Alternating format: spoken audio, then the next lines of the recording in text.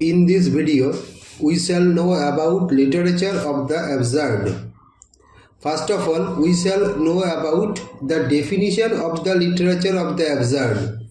The term literature of the absurd refers to those plays and prose fictions which are based on the idea that human life is basically absurd in nature, and the literary works which can represent this life is also absurd in nature or character. Now we shall know about the origin of the literature of the absurd. So you have to know, or rather you have to keep in mind that literature of the absurd originated in France after the end of the Second World War, that is after 1945, as a reaction to the traditional view of culture and literature.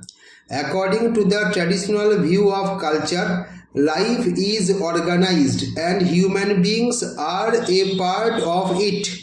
However, after the Second World War, philosophers like Albert Camus and Sartre began to propagate the idea that human beings are isolated from life and their existence is a fruitless journey from nothingness to nothingness. However, the root of the literature of the absurd can be traced back earlier. So now we shall learn about the predecessor of the literature of the absurd. So the predecessor of the literature of the absurd is the French playwright Albert Jarry, in whose play Ubu Roy, translated in English as Ubu the King, where we can find features of literature of the absurd. Now we shall come to know about those plays and prose fictions in which we can find elements of literature of the absurd, or which exemplify literature of the absurd. There are two plays by Eugene Ionesco. Eugene Ionesco is a French playwright, and the plays which belong to the literature of the absurd are The Bald Soprano and The Lesson. And you have to keep in mind that in these plays Ionesco shows that human beings are cut off from their roots. What are those roots? There are three roots: religious roots, metaphysical roots, and transcendental roots. Then we come across an Irish playwright, Samuel Beckett.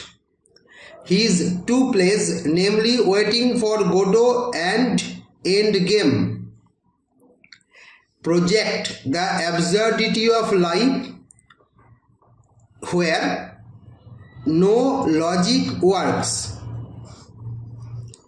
As we know, there are some prose fictions which also belong to the literature of the absurd. Now, among those prose fictions, we can mention Samuel Beckett's Malone Dies, and the second work is The Unnameable. In those prose fictions, Beckett projects an anti-hero who plays out the absurd moves of the game of civilization.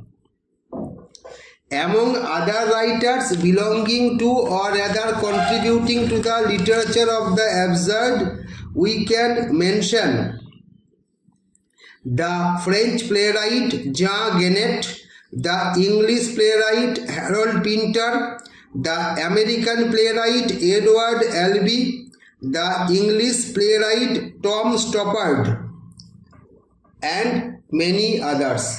This is all about this discussion on literature of the absurd. I think that I have explained all the intricacies of literature of the absurd, of course, in a miniature scale. Thank you.